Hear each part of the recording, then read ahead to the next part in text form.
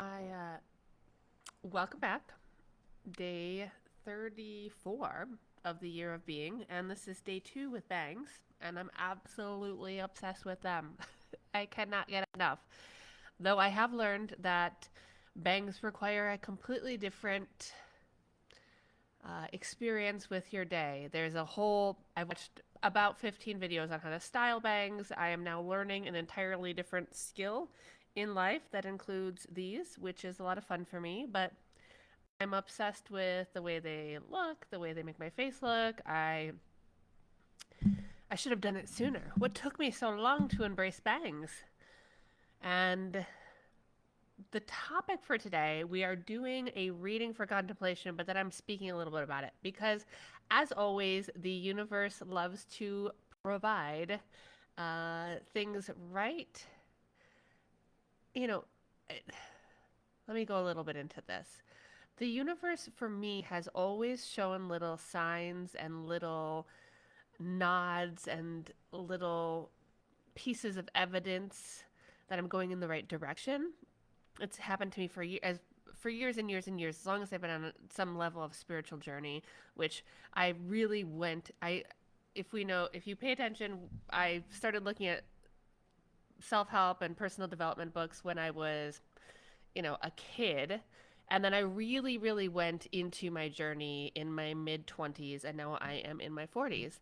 And so it's been a long time that I've been in this journey. But when I really went deep into my spiritual journey, I recognized, that there are always nods and synchronicities and things that feel like coincidences that are not coincidences at all. They are just nods from the universe.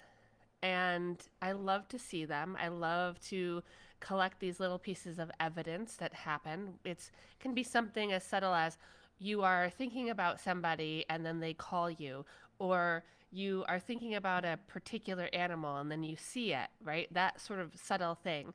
And a lot of times when I'm in a particular thought pattern or contemplating certain things, or even come here and talk about something, sometimes there is a piece of evidence after that further allows me to go into contemplation. It's the most beautiful thing. It could be a podcast, it could be something someone says, it can be something I read.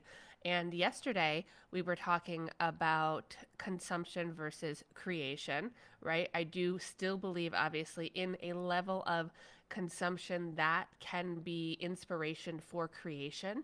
It is more about finding the right balance between consumption and creation, because we can often get out of balance with that, and that can make us feel um, really stuck, like we're stuck in the mud in our lives. And so sometimes when we're at that place, we're asking ourselves, well, what's the next step? And I went into that yesterday in terms of suggestions of creation or things you can do to just subtly encourage you along, for your brain to start opening up to different channels and portals and ideas and allow different doors to open up. But the reading this morning in our book, The Pivot Year, went a little bit into when the next step is actually right in front of you, that you think you can't see the next step, and it's already there. So I'm going to go into this reading. It says, if you do not know what to do next, it usually isn't because your next step is far out in the distance, but rather right in front of your feet. You are being asked to stop gazing outward and start looking inward. You are being called to rebuild yourself at this exact moment. If you do not know what to do next, it is not because you need to seek more answers, but rather accept the ones you've already been given. If you do not know what to do next, it is time to learn to be in the answered prayer that is this very day. It is time to learn how to use what you already have and be as you really are. It's time to stop waiting for some future scenario to bring your dreams into light, but to dig them out from beneath your fears and truly begin. And so this actually, as I'm reading this, I'm realizing that this is for day yesterday, and apparently I got behind a day. So this is what I'm talking about. I was supposed to be reading day 34 today. I read day 33 because apparently I missed a day and I didn't realize I missed a day, and it was exactly what I needed to read at this moment to bring something additional, another layer to this conversation. And so I'm a little stuffed up. I don't know if I'm getting a little under the weather or it's allergies, but that there are times where we really don't know what to do next. We really feel stuck. We can't see through it. We can't see, like, we have nothing to do that we can do or figure out to do. And sometimes that's where you need that little bit of spark or inspiration or creation or different vision. And then sometimes the step that we've been looking for is literally right in front of us. It's at our feet. It's something that we know we've been wanting to do, or the universe has been inviting us to do, or encouraging us to do, or saying go this way, go this direction. This is for you, this is for you, and you've been ignoring it. You've been saying maybe not now, or that's kind of hard, or I don't believe that I can do it, or I'm not sure. Right? The subtleness is that it's in this very day. It's right in front of your feet. It's inviting you. It's been inviting you. That's how I felt about this journey. That this journey for me had been an invitation for a long time. And we could deliberate whether I wasn't really ready or whether I was scared to do it. But when I began this journey of the 365 days, I knew for sure that it had been calling me for a long time, and that I felt brave enough to do it. To say, yeah, I will show up for myself for all of these days. And I already, I think the coolest things happen. One of the things I've told you is that, and this is what I'm talking about, the steps are right in front of you. Like the steps, so whatever the mountain the one thing you're trying to do this year, the big thing, sometimes the steps you're guided to are not the ones that are specifically related to what you're trying to accomplish. Right? These steps are things adjacent to or maybe unrelated entirely, but have to do with yourself and your journey. And two of the things which I've told you about are that I really have wanted to pursue languages. I love learning languages. I've started learning Italian, and later on this year I want to, when I feel kind of a little more solid with Italian, continue to pursue remembering the three other languages that I've studied, which are German, French, and Spanish, and really immerse myself in learning languages and working that part of my brain because it brings me so much joy and I absolutely love it. And, one of my things is to travel a lot more, especially now that my son's a little bit older. Like, I deeply, deeply am called to travel, right? More of the wanderer lifestyle. I've always been somebody that likes to move, that likes to be different places, see different things. It's just part of the makeup of who I am. And I decided to join this choir with my friend Kim. I went yesterday for my first session with the choir. And I didn't know much about the choir other than where we were going to the choir, and that was an adult choir. And when we got there, we were handed this whole folder of music, and we had to start looking through the music. And as I'm looking through it, I'm like, all these pieces of music are in different languages. And my friend Kim was like, yeah, because this is a multicultural choir. And so I didn't know. I thought I was just joining I didn't know if we were singing pop songs. I had no idea what we were singing in this choir. I was just like, I love singing and I want to expand that part of myself, unrelated to anything that I'm doing, unrelated to my pursuit of my business, unrelated to me being a mother, unrelated to any of these identities that we have, unrelated to me being a daughter, unrelated to me being a partner, right? I just wanted to pursue something for me.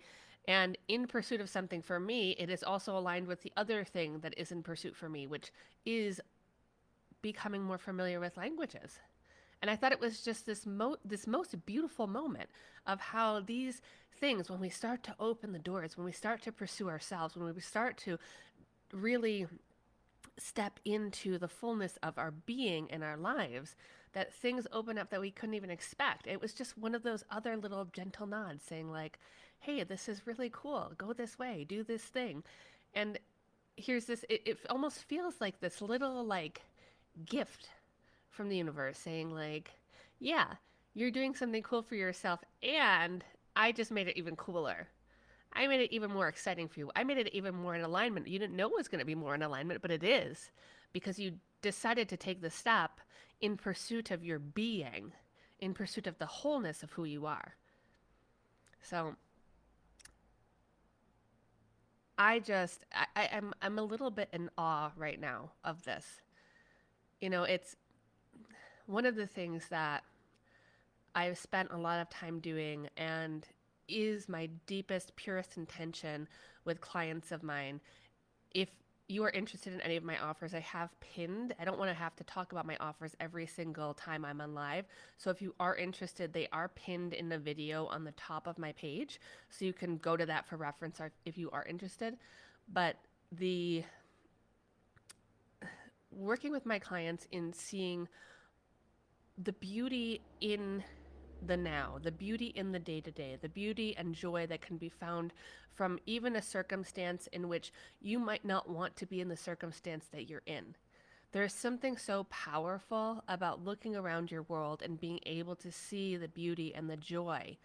And I fully believe that that is the makeup of pursuing different things and bigger things and right things and things that are true to you, because when you get to the accomplishment of those things, it's not empty, it's full, because the journey was full of moments of joy and pure appreciation for everything, for the ups, for the downs, for the fullness of your human experience. And that's the work, right? That's the work I love to do, because it is building people up in a way that they can see all of it. They can create big and magical and amazing things in their life. They can build the business that they want. They can have the relationships they want. They can be the mother or father that they want. They can engage in all of these roles and also have this deep connection to their being and the pursuits for themselves. And through doing that, change the world. We change the world one person at a time, one person at a time. You listening to this video, you being here, we all change it. Me talking, one person at a time, to be able to really engage and bring more light and bring more positive energy and bring more joy and bring more fullness to the experience of the world. How we so need that, right? And how we so need people building their businesses or building their careers based on the things that light them up.